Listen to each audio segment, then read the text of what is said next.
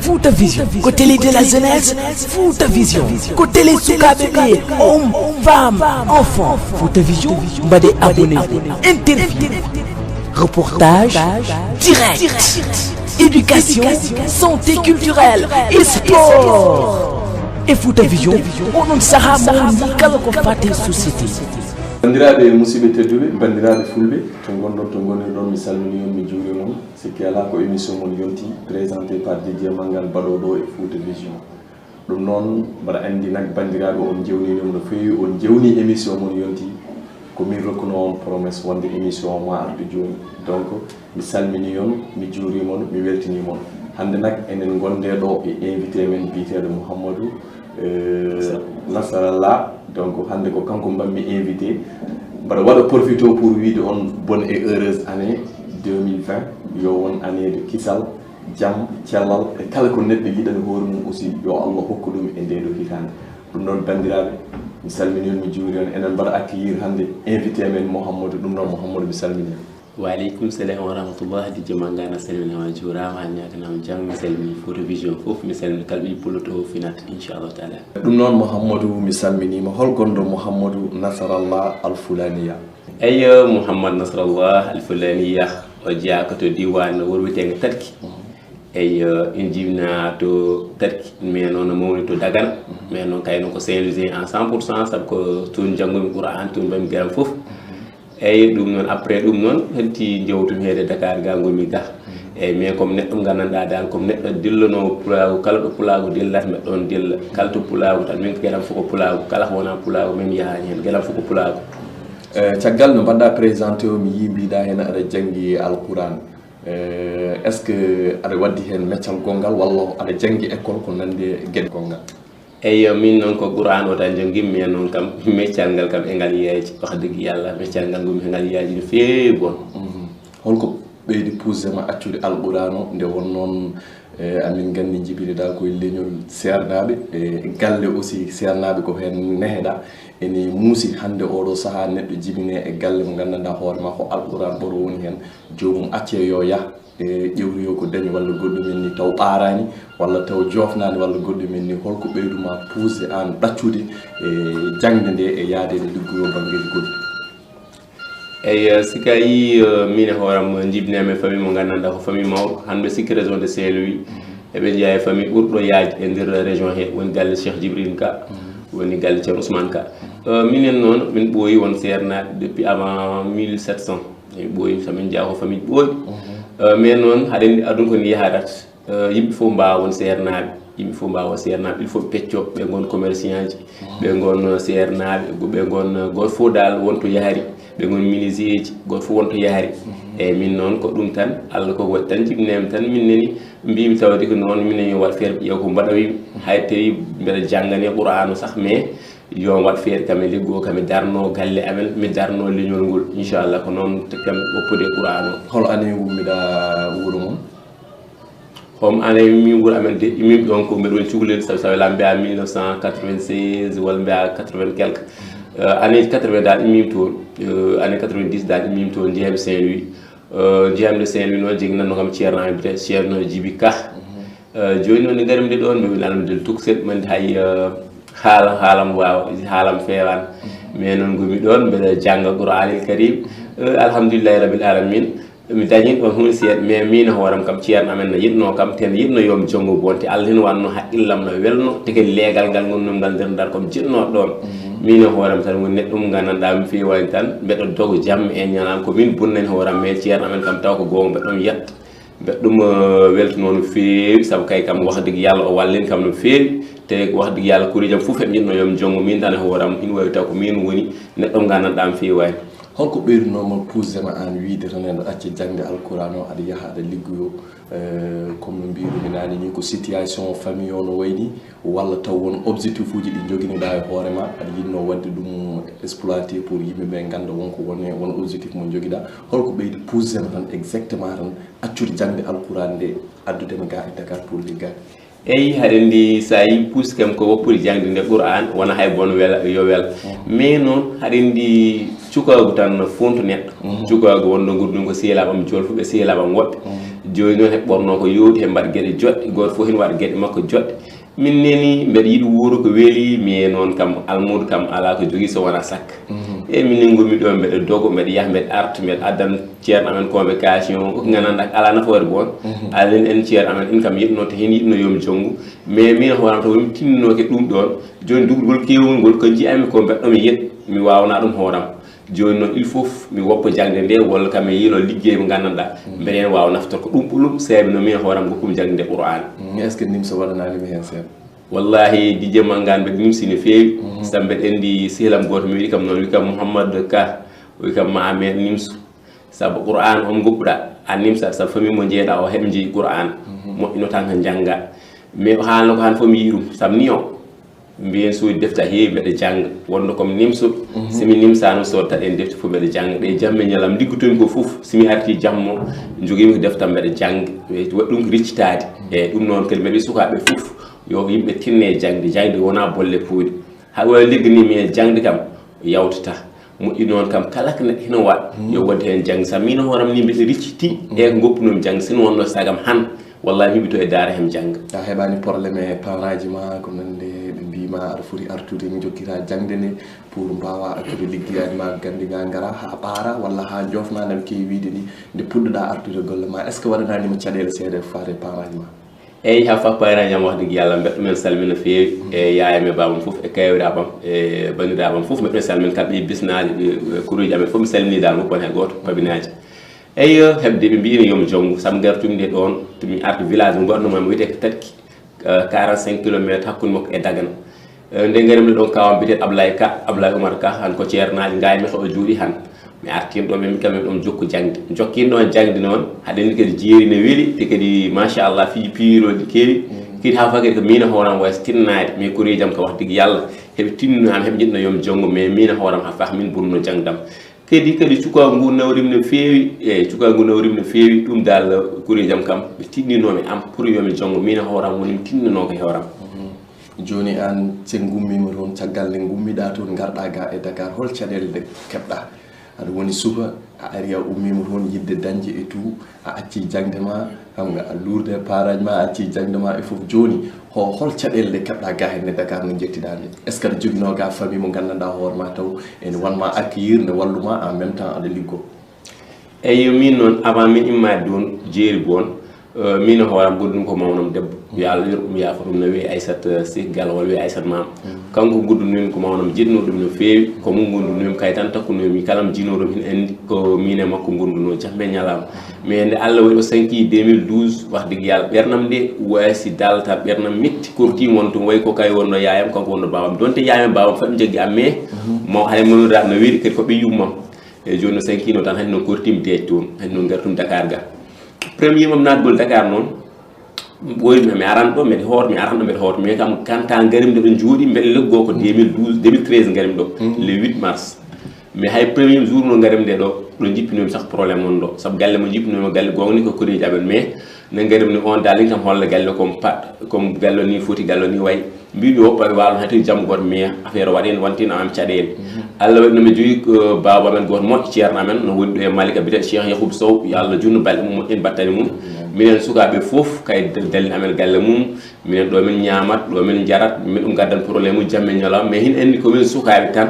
e suka noon kam a muñinat ɗum tan saabu Allah wi ko man amila salih fali nafsihi eyyi te kadi jool muñata ko muusi te ceerno Yahoub kayne muñni amen min goni e galle hamin mbawani koye amen alhamdulillahi rabbil alamin wonno probléme o batti foof probléme lokɗo gonɗa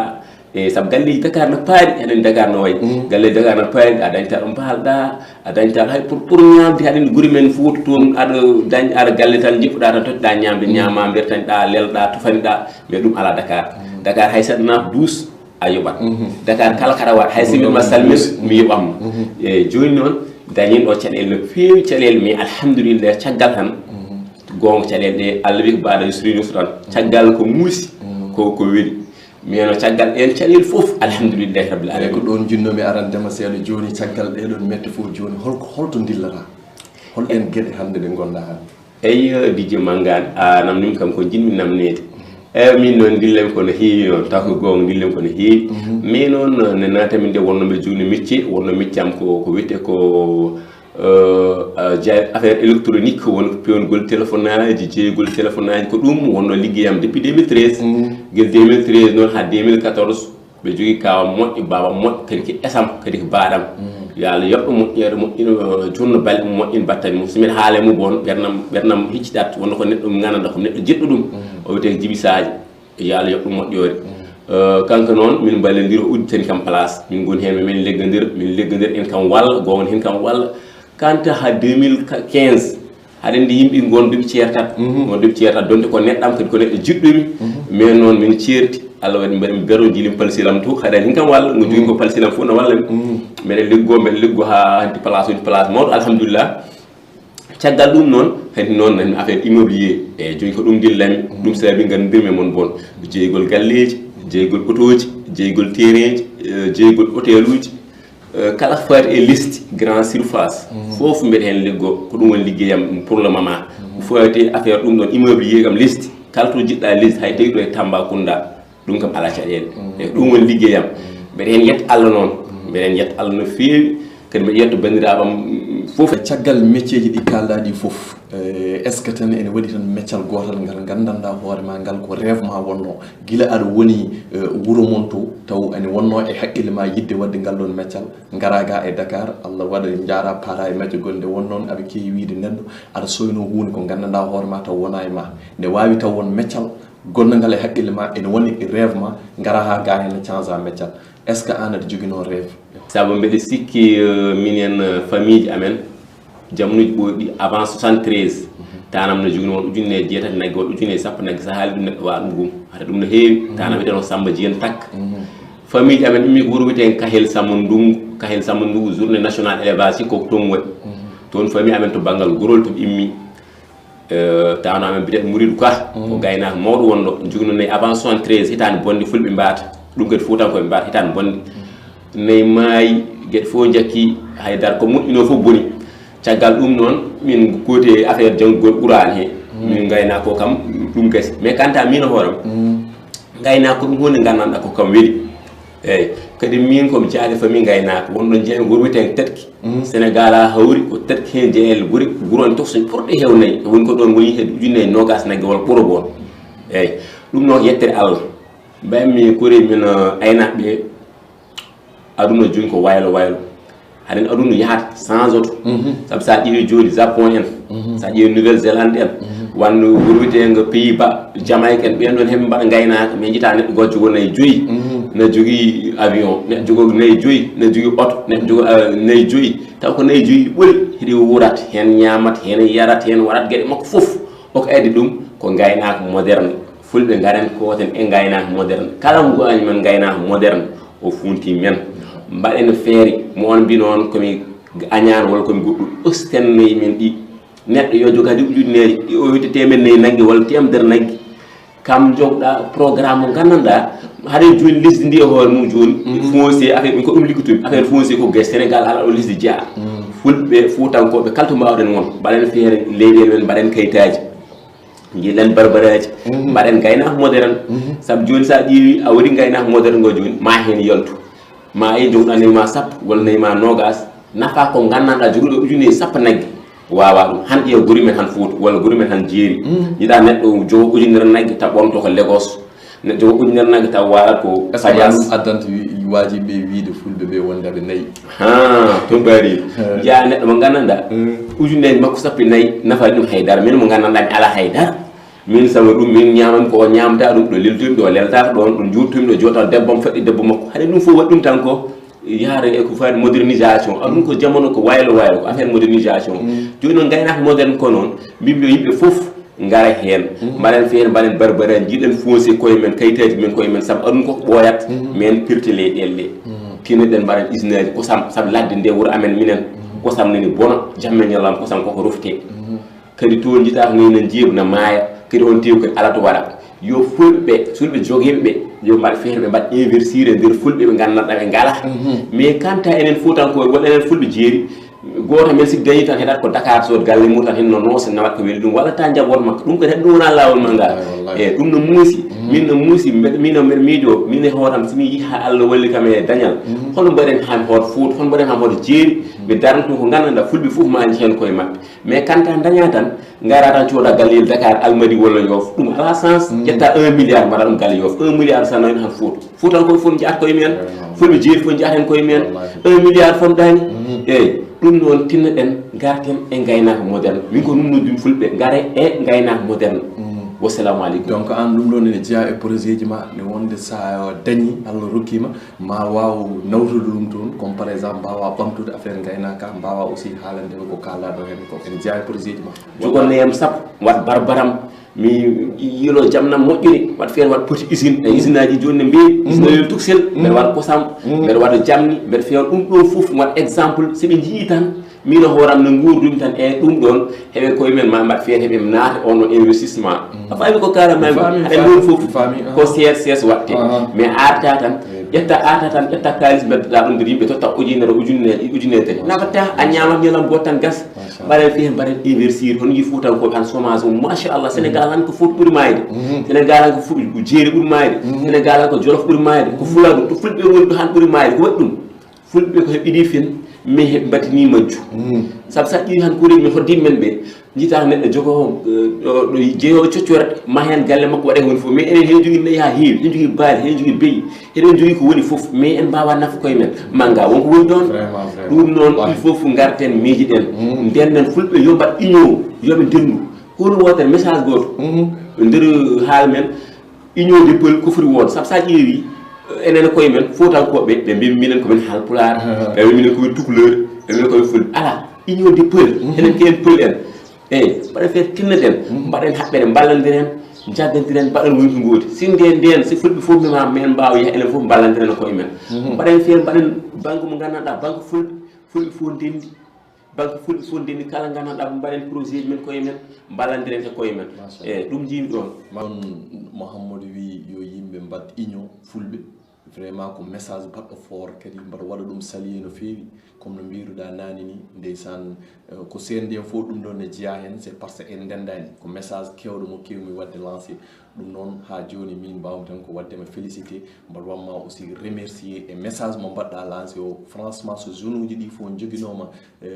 rêve uji mbaɗi ni aussi poɗɗi waɗede protégé min mbaɗa heewi lancude message mi wi on so tawi onon zone uji ɗi onon jogui message uji ɗi poɗɗon lancude onon jogui rêve uji surtout an no mbiruɗa ni ummade to e wuuro aynaɓe walla goɗɗumen ni gara ga aɗa liggo en même temps haqqille ma ene woni wonde yidde wadde investir toon walla yidde wallude affaire gaynaka vraiment c'est à féliciter mais aussi min bamma hen encouragé no feewi no feewi no feewi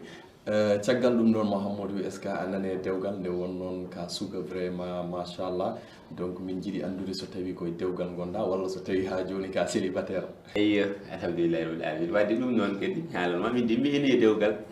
ɓooyani noon ndesmi haɗen ɓuuri jaam aynaɓe ne jeewi ko resata neɗɗo dañata duuɓi sappo e joyyi tan neɗɗo ara resa min noon alhamdulillah mi yaaha tolni woni jamanu mbimi yomi res alhamdulillah min calmi séri am noon o wiyete ko madame Nasarallah ene wiye Dieynaba Sow walla wiye Maymoun Sow kanko woni joom suudam eyyi kamen jeew galle eyyi mun to diwan Gannorel walla mbiya Gane en ɓe ɗum waɗa juuro kanko e famille makko foof mbeɗa wi bisou merci donc minen aussi min calmini madame no feewi donc hol message mo mbawɗa wadde lancé ɓiɓɓe fulɓe ɓe eyyi woni ko kalannomi ko joni tan mi arti ko mbiyatnomi ko eyyi woni ko mbimen ko tan fulɓe yo mbaɗ union sa ƴeewi joni aduna han fulɓe ne jaaji depuis Inde ha Cap Vert ne waɗi fulɓe mais noon han sa wiyama Cap Vert ne waɗi pulla a gumta ɗum sa wiyama Cap Vert ne waɗi pulla a gumta ɗum sa wiyama Inde ne waɗi pulla a gumta ga jiita tan ko Inde jogo mbayri pulla mbiya odinande pulla mais komi fulɓe min mbeɗa ƴeewi film aji Inde o wiye Isaka Ka neɗɗo biyete Isaka yetta Ka aɗen ka kam ko pullo tan way won anani juulu ba wawi wiide juulu te ko jimowo Inde juulu ko baba yetta eyyi te ɗen jettoji fof ha joni keddi toon mbiyan men ko tan yen mbaɗ union des peul mbaɗen feere enen fof mbaɗen intégré e tabital pulago mbaɗen feere mbaɗen intégré e tabital pulago Sénégal e tabital pulago international jaggen ballen pulago fulɓe yoɓe ballendir yo mbaɗ union ayi o division sen goppani ɗum wallahi silam en jata en tampat wodi min komi haalpulaar ko offirte haalpulaar ɗum ala je suis parle pulaar ɗum wawon je suis tout couleur comme couleur ala e fulɓe tout ala e fulɓe tout woni ko anglais walla français eyyi enen ki en fulɓe anglais ji mimen fulani arɓe minen fulani ki en fulɓe goppen division o haalpulaar o tukulor o ɗum ɗo enen fof ko en fulɓe heddi ko noon hi waɗi kelle nder koye men kelleɗe wiyete lawɓe subalɓe bambaɓe toroɓe aynaɓe mais ɓurɓe heew jaggi woni fulɓe tan minen aynaɓe ala min ɓuura won fuutanke of pullude min ɓuura pulgorɗo jolof walla bawal wonde pullude enen fof ko en fulɓe heddi ko minen komin aynaɓe min jeeyata ko gaynaka min mbiyata ko aynaɓe wona pullo wiyete ko gaynaka mais gaynaka noon ko pullo eyyi on division yimɓe e koye men hay sa ƴeewi uffate gueɗe kewɗe sen jiiɗi mi waɗa dirigé il faut mbi o haalpulaar o tukulor o pullo joni noon wonti pecce tati siɗum woni ki am nder joni 30% haɗen ɗum ɗon muusi enen fuutankoɓe enen fulɓe enen sénégalais ji goppen ɗum calɗen ɗum ha laaɓa ki en fulɓe kawanɗen leñol fulɓe heddi ko fulɓe yo ballita koye mumen eyi fouto woni ko toon e milliardaire hay goto andano foti fouto woni ko toon e ganda ala ɗum ala nder sénégal fouto woni ko toon e ressource naturelle ala ɗo woni jolof kazalik fuladu kazalik ɓundu kazalik te sa ƴeewi e bawal sa ƴeewi to fof fulɓe goni toon mais noon fulɓe koye mumen jaggodirani